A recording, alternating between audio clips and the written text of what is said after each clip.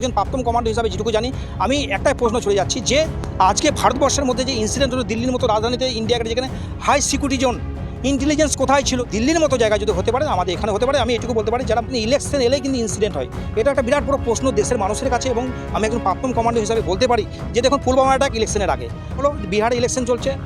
অ্যাটাকের আগে তারপর দেখুন বাংলার যে ইলেকশন আছে এর আগে কি হবে এটা কিন্তু মানুষের মধ্যে কিন্তু একটা প্রশ্ন চলে আসছে যে বাংলাতে নাকি শুনছি রোহিঙ্গা মুসলিমরা কিন্তু এরপরে মানে অ্যাটাক করতে পারে এবং পাকিস্তানের নাম দিতে পারে টেরোরিস্ট অ্যাটাক হতে পারে এবং বাংলার মুসলিমরাও নাকি টেরোরিস্ট অ্যাটাক করতে পারে এই ধরনের কথাবার্তা বলছে তাদেরকে কী বলবো তাদের তো দেশদ্রোহী করে কিন্তু তাদেরকে অ্যারেস্ট করে 110 ধারায় মামলা টেনে নিয়ে এসে তাদেরকে অ্যারেস্ট করা উচিত সেইটা কোনো রকম চোখে দেখছে না আজকে দিল্লির মতো ইন্ডিয়া গেট থেকে 150 মিটার দূরে সিগন্যাল পয়েন্টে গিয়ে যে আরডি ব্লাস্ট হয়ে যে বহু লোকের সাধারণ মানুষের প্রাণ গেল তার জবাব কে দেবে জবাব দিতে হবে মানে ভারতবর্ষের প্রধানমন্ত্রী এবং হোম মিনিস্টারকে হতে সাধারণ বাংলার হতে পারে মানে একটা সন্দেহ জায়গায় সাধারণ মানুষের মধ্যে কিন্তু প্রশ্ন চলে এসেছে ইলেকশন এলে কিন্তু ইনসিডেন্ট হতে পারে বাংলাতে হতে পারে অন্য কোথাও হতে পারে কারণ মানুষকে মানে গুমরা করা হচ্ছে মানুষের সঙ্গে ধোকাদারি করা হচ্ছে এই বিজেপি সরকার পুরোপুরি মানুষের সঙ্গে ধোকাদারি করছে ওপেন বলছে আমি টোটাল দেশ রসাতলে গেল দেশ শেষ হয়ে গেল দেশ তো অলরেডি শেষ করে দিয়েছে অর্থাৎ তার সঙ্গে কোনো মলম নেই উনি নিজেরটা বোঝে দেশ তাই রসাতলে যাক যে সাধারণ মানুষ মারা গেল এতজন যাদের ঘর থেকে যারা মারা গিয়েছে তাদের হয়ে কী করবে কীভাবে অ্যাটাক হলো এইসব ইনকোয়ারি বাদে নিজের মানে ও তো বলবে না আমাদের তো সিস্টেমে বাঁধা আছে আমার অফিসারটা আছে আমার ইন্টেলিজেন্স আছে আমার ডিফেন্স আছে ওরাই দেখে নেবে এটাই যদি প্রশ্ন করা হয় কারণ প্রশ্ন আজ পর্যন্ত সে মিডিয়ার সামনে আসে না সেইভাবে সে আর কী প্রশ্ন সেটা মনে কী বাস শুনে দিয়ে চলে যায় সব শোনো আর কিছুই নয় অর্থাৎ এই ধরনের আমাদের ভারতবর্ষের প্রধানমন্ত্রী যে ধরনের মানে করছে যে বিফল বলতে পারে সফল প্রধানমন্ত্রী আমাদের ভারতবর্ষ হতেই পারে না কারণ আজকে যে পরিস্থিতি সৃষ্টি হয়েছে এটা বাস্তব সত্যটা সামনে চলে এসেছে সাধারণ মানুষ বুঝে গিয়েছে অতএব এই সরকার টিকতে পারে 6 জন মুসলিমকে গ্রেপ্তার করেছে সেক্ষেত্রেও কিন্তু বিজেপি নেতারা কিন্তু হিন্দু মুসলিমে বিভেদ দেখছে নাকি মুসলিম মানে নাকি টেরোরিস্ট এই ধরনের কথা বলছে দেশটাকে আমাদের একদম শেষের মানে যে জায়গায় নিয়ে যাচ্ছে আজকে হিন্দু মুসলিমে বিভেদ করে দিয়ে যে চেষ্টা করছে প্রধানমন্ত্রী সাহেব এদের আমি তীব্র প্রতিবাদ এবং নিন্দা জানাচ্ছি প্রধানমন্ত্রী সাহেব তো নিজে কী বলে নিজেই যায় না কারণ প্রধানমন্ত্রী সাহেব প্রথম বলেছিলেন প্রত্যেকের অ্যাকাউন্টে 15 লক্ষ টাকা দেবো 2014 সালে যখন সরকারে আসে অর্থাৎ প্রধানমন্ত্রী সাহেব যেভাবে কথা বলছে এই যে অপারেশন সিন্দুর করলো পেহেলগাম অ্যাটাকের পরে সুন্দর একটা মানে প্রচারের আলোয় নিয়ে যে বিজেপির নেতারা তাকে প্রচার করলো অপারেশন সিন্দুর নিয়ে এবার দেশভক্তির কথা বললো সেটা কোথায় গেল আজকে দেখুন পেহেলগাম অ্যাটাক থেকে আরম্ভ করে পুলওয়ামা অ্যাটাক এবং মানে বিপিন রাওয়াত মারা গেল তো কোনো ইনকোয়ারি নেই পুলওয়ামা অ্যাটাক হয়ে গেল 44 জওয়ান মারা গেল না তাদের শহীদের দরজা আছে না কিছু আছে না তারা শহীদ কীভাবে হলো কোথা থেকে হলো আরডিএস কোথা থেকে হলো কোনো রকম খোঁজ নেই আজকে দিল্লির মতো জায়গায় পার্লামেন্ট যেখানে আছে যেখানে হোম মিনিস্ট্রি আছে সে তার মতো জায়গায় যদি আজকে ভারতবর্ষে যদি সেখানে যদি আমাদের ইনসিডেন্ট হতে পারে সন্ত্রাসবাদী যদি হতে পারে টেরোরিস্ট অ্যাটাক যদি হতে পারে তাহলে আমাদের দেশ কোথায় সুরক্ষিত রাজধানী যদি সুরক্ষিত না হয় তাহলে কোনো জায়গায় সুরক্ষিত নয় অতএব এই যে বড় বড় কথা বলেছিল যখন পেহেলগাম অ্যাটাক হয় এরপরে কোনো সন্ত্রাসবাদী অ্যাটাক হবে না বালাঘাট যখন হামলা হয় তখনও সেই কথা বলেছিল পুলওয়ামা অ্যাটাকের সময় এই কথা বারবার একই কথা বলে মানুষকে জুমলা এবং ধোকাদারি কথা বলছে এর আমি তীব্র প্রতিবাদে নিন্দা করছি আমি একজন প্রাক্তন কমান্ডার হিসাবে যেটুকু জানি আমি একটাই প্রশ্ন ছড়ে যাচ্ছি যে আজকে ভারতবর্ষের মধ্যে যে ইনসিডেন্ট হলো দিল্লির মতো রাজধানীতে ইন্ডিয়া গেটে যেখানে হাই সিকিউরিটি জোন ইন্টেলিজেন্স কোথায় ছিল ইন্টেলিজেন্স অথরিটি কোথায় ছিল এবং পুলিশের যে ডিউটি ইন্টেলিজেন্স ডিউটি কোথায় ছিল এবং এই যে এত আরডিএক্স চলে আসছে বাইরে থেকে যেমন পুলওয়ামাটাকে যে আরডিএক্স মানে বোম ব্লাস্ট হয়ে মারা গেল সেই তার কোনো ইনকোয়ারি হলো না কোনো রকম কিছু হলো না এবং আজকে যে দিল্লির বুকে হলো 6 জন মুসলিমকে গ্রেপ্তার করেছে সেক্ষেত্রেও কিন্তু বিজেপির নেতারা কিন্তু হিন্দু মুসলিমে বিভেদ দেখছে নাকি মুসলিম মানে নাকি টেরোরিস্ট এই ধরনের কথা বলছে দেশটাকে আমাদের একদম শেষের মানে যে জায়গায় নিয়ে যাচ্ছে আজকে হিন্দু মুসলিমে বিভেদ করে দিয়ে যে চেষ্টা করছে প্রধানমন্ত্রী সাহেব এদের আমি তীব্র প্রতিবাদ এবং নিন্দা জানাচ্ছি তার সঙ্গে সঙ্গে আমি বলি যে এখন দিল্লির মতো জায়গায় ইন্ডিয়া গেটে যে হাই সোসাইটি জায়গা আমি দিল্লিতে ছিলাম 9 মাস আমি আন্দোলন করেছি আমি জানি কারণ ওই দিল্লিতে ডিউটিও করেছি কারণ যে পরিস্থিতির মধ্যে দিল্লিতে যদি ইনসিডেন্ট হতে পারে তাহলে আমাদের রাজ্যেও হতে পারে আর প্রতিটা ক্ষেত্রে বুঝতে পারছেন ইলেকশন এলেই কিন্তু ইনসিডেন্ট হয় এটা একটা বিরাট বড় প্রশ্ন দেশের মানুষের কাছে এবং আমি একজন প্রাক্তন কমান্ডার হিসাবে বলতে পারি যে দেখুন পুলওয়ামা অ্যাটাক ইলেকশনের আগে এই যে মানে এই যে অ্যাটাক হলো বিহারে ইলেকশন চলছে অ্যাটাকের আগে তারপর দেখুন বাংলার যে ইলেকশন আছে এর আগে কী হবে এটা কিন্তু মানুষের মধ্যে কিন্তু একটা প্রশ্ন চলে আসছে আজকে প্রধানমন্ত্রী সাহেব যখন মানে পেহেলগাম অ্যাটাকের পরে বলেছিল যে আর ভারতবর্ষে কোনো সন্ত্রাসবাদী কোনো চিহ্ন রাখবো না আমরা উড়িয়ে দেবো পাকিস্তানকে মানে ওয়ার্ল্ডের ম্যাপ থেকে মিশিয়ে দেবো সন্ত্রাসকে একে মারা হয়েছে কোনো তথ্য প্রমাণ ছাড়াই কথা বলে উনি যখন কোনো বিনা তথ্য প্রমাণ ছাড়া কথা বলে তাকে কি বলে? ধোঁকাবাজি আর জুমলাবাজি বলে। অতএব আজ পর্যন্ত কোনো তথ্য সামনে এলো না, কোনো ইন্টেলিজেন্সের রিপোর্ট কোনো সামনে এলো না, কে করলো, কোথা থেকে এলো, কোথাকার গাড়ি কোনো সামনে এলো না। ডাইরেক্ট বলে দিচ্ছে যে আমাদের দেশে সন্ত্রাসবাদী নির্মূল হয়ে গিয়েছে এবং অপারেশন সিন্দুর করে সব শেষ করে দেওয়া হলো পেহেলগাম অ্যাটাকের পরে। এই যে কথাবার্তা বলেছে, এতে দেশের মানুষ কিন্তু আজকে দেশের মানুষের কাছে কিন্তু এই যে নরেন্দ্র মোদী প্রধানমন্ত্রী সাহেব এবং আমাদের যে তৎকাল যে হোম মিনিস্টার আছে অমিত শাহ মহাশয়,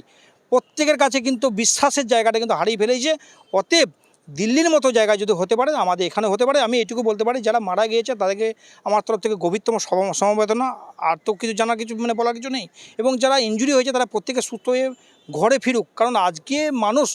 ভারতবর্ষের মানুষ অসুরক্ষিত ফিল করছে, এটাই কিন্তু বাস্তব সত্য। আর সেটাকে নিয়ে প্রধানমন্ত্রী সাহেব যেটা বললো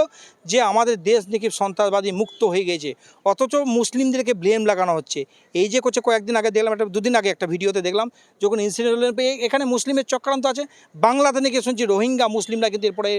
অ্যাটাক করতে পারে এবং পাকিস্তানের নাম দিতে পারে, টেরোরিস্ট অ্যাটাক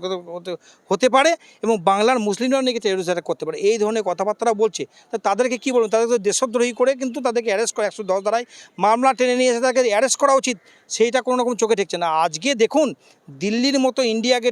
গেট থেকে 150 মিটার দূরে সিগন্যালের পয়েন্টে গিয়ে যে আরডি ব্লাস্ট হয়ে যে বহু লোকের, সাধারণ মানুষের প্রাণ গেল, তার জবাব কে দেবে? জবাব দিতে হবে ভারতবর্ষের প্রধানমন্ত্রী এবং হোম মিনিস্টারকে। অতএব সাধারণ মানুষ যদি যেখানে বিজেপি সরকার আছে, সেক্ষেত্রে যদি কোনো রকম ছোটো কিছু একটা ক্ষুদ্র হয়ে যায়, তাহলে কিন্তু মুখ্যমন্ত্রীর পদত্যাগ চাওয়া হয়। কিন্তু আজকে এত বড় একটা ইনসিডেন্ট হয়ে গেল, দিল্লির মতো জায়গাতে টেরোরিস্ট অ্যাটাক হয়ে গেল, তাহলে প্রধানমন্ত্রী এবং হোম মিনিস্টার কেন পদত্যাগ করবেন? এটাও একটা বিরাট বড় প্রশ্ন। আপনি যে বললেন নির্বাচন এলেই এরকম ঘটনা হয়, এর পেছনে কি কোনো পরিকল্পনা বা ঘটানো হয়, এরকম কিছু সলিউশন যে কিছু পাচ্ছেন? দেখুন, অ্যাকচুয়ালি বলতে গিয়ে পুলওয়ামা অ্যাটাক যখন হয়েছিল, 44 জওয়ান যখন মারা গিয়েছিল, তখন আমি ডাইরেক্ট প্রশ্ন করেছিলাম যে আরডিএক্স কোথা থেকে হলো, এর সত্যটা সামনে আসা উচিত এবং তার সঙ্গে সঙ্গে ইন্টেলিজেন্স কোথায় ছিল, এদের গাফিলতি কোথায়, সেটাও কিন্তু প্রশ্ন করেছিল। আমার পরেই কিন্তু প্রশ্ন করেছিল, আমি একজন প্রাক্তন কমান্ড হিসাবে প্রশ্ন করেছিলাম। তখন কিন্তু তৎকাল যখন গভর্নর সাহেব ছিল, যখন উনি গভর্নর থেকে রিটার্ন মিলল, তারপরে বলল যে জেএনকে যে পুলওয়ামা অ্যাটাক যেটা হয়েছিল, সেটা পুরো প্ল্যানিং ছিল এবং আরডিএক্স টোটালটাই প্ল্যানিং এবং ইলেকশনের মুহিমে ব্যবহার করা হয়েছে। আর আজকে বিহারের যে ইলেকশন, এটা মানুষের মনে কিন্তু প্রশ্ন চিহ্ন চলে আসছে যে এই যে ইন্ডিয়া গেটের মতো জায়গা, ভারতের রাজধানীতে যে ইনসিডেন্ট হলো, এটাও কিন্তু সাধারণ মানুষের মধ্যে কিন্তু প্রশ্ন চলে আসছে যে ইনসিডেন্টটা কেন হলো, কোথা থেকে হলো। এটাও কিন্তু বাস্তব সত্য। কারণ এটা আমি এটুকু জানি, ইলেকশন এলে কিন্তু আমি প্রশ্ন করছি, এটা ইলেকশন এলে কেন ইনসিডেন্ট হয় আর টেরোরিজম অ্যাটাক হয়, আতঙ্কবাদী হামলা কেন হয় এবং বোম ব্লাস্ট কেন হয়, এটা একটা বিরাট বড় প্রশ্ন। দেখুন, আমার যখন 2014 সালে 9 এপ্রিলে যখন ইনসিডেন্ট হয়, তখন কিন্তু লোকসভা ইলেকশন, নরেন্দ্র মোদী একটা হাওয়া উঠেছিল। সেই মুহূর্তে কিন্তু আমার বোম ব্লাস্ট ইঞ্জুরিতে 3 জন মারা গিয়েছিল, 5 জন শহীদ হয়েছিল এবং আমি অন্যায়ের প্রতিবাদ করার ফলে কিন্তু আমাকে ডিসমিস ফ্রম সার্ভিস করা হচ্ছে। অনেক কিছু ব্যাপারে কথা বলেছিলাম, সেইগুলো যেন সিকিউরিটির ব্যাপার আমি মিডিয়ার সামনে বলতে পারি না। অতএব এই ব্যাপারটা সিস্টেম নেই, ভারতবর্ষের সিস্টেমটাই কিন্তু গড়বড়। এবং এই যে হিটলারের সরকার, এই যে বিজেপি সরকার যে ধরনের ব্যবচার করছে, দেশের সেনাবাহিনী যেভাবে বিপক্ষে কথা বলছে, এই সরকার আর টিকতে পারে না। সরকার টিকে আছে শুধুমাত্র ইভিএম, সরকার টিকে আছে শুধুমাত্র হিন্দু মুসলিমের বিভেদ, সরকার টিকে আছে শুধু কারচুপি করে, আর কিছু নেই। এই সরকার থাকতে পারেই না। সামনে তো বাংলার নির্বাচন, এরকম কিছু হতে পারে বলে মনে হয়?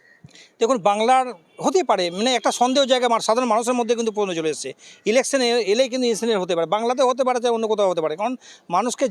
গুমরা করা হচ্ছে, মানুষের সঙ্গে ধোকাদারি করা হচ্ছে। এই বিজেপি সরকার পুরাপুরি মানুষের সঙ্গে ধোকাদারি করছে, ওপেন বলছি আমি, টোটালটা ধোকাদারি করা হচ্ছে সব ক্ষেত্রে। রাজনীতি নিয়ে আস্তে আস্তে আজকে দেখা যাচ্ছে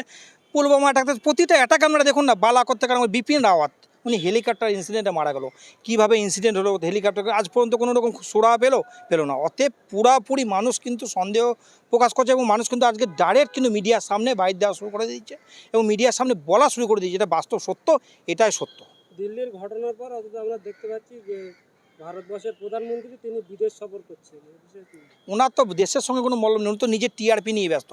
দেশ রসাতলে গেল, দেশ শেষ হয়ে গেল, দেশ তো অলরেডি শেষ করে দিয়েছে। অতএব তার সঙ্গে তো কোনো মল্লম নেই। উনি নিজেরটা বোঝে দেশ তাই রসাতলে যাক, যে সাধারণ মানুষ মারা গেল, এতজন যাদের ঘর থেকে যারা মারা গিয়েছে তাদের হয়ে কী করবে, কীভাবে অ্যাটাক হলো, এইসব ইনকোয়ারি বাদে নিজের মানে ও তো বলবে না আমাদের তো সিস্টেমে বাঁধা আছে, আমার অফিসারটা আছে, আমার ইন্টেলিজেন্স আছে, আমার ডিফেন্স আছে, ওরাই দেখে নেবে। এটাই যদি প্রশ্ন করা হয়, কেন প্রশ্ন আজ পর্যন্ত সে মিডিয়ার সামনে আসে না সেইভাবে, সে আর কী পর্যন্ত শুধু মন কি বাস শুনে দিয়ে চলে যায়, সব শোনো আর কিছুই নয়। অতএব এই ধরনের আমাদের ভারতবর্ষের প্রধানমন্ত্রী যে ধরনের মানে করছে, যে বিফল, অ্যাকচুয়ালি বিফল বলতে পারেন, সফল প্রধানমন্ত্রী আমাদের ভারতবর্ষে হতেই পারে না। কারণ আজকে যে পরিস্থিতি সৃষ্টি হয়েছে এটা বাস্তব সত্যটা সামনে চলে এসেছে, সাধারণ মানুষ বুঝে গিয়েছে। অতএব এই সরকার আর টিকতে পারে না।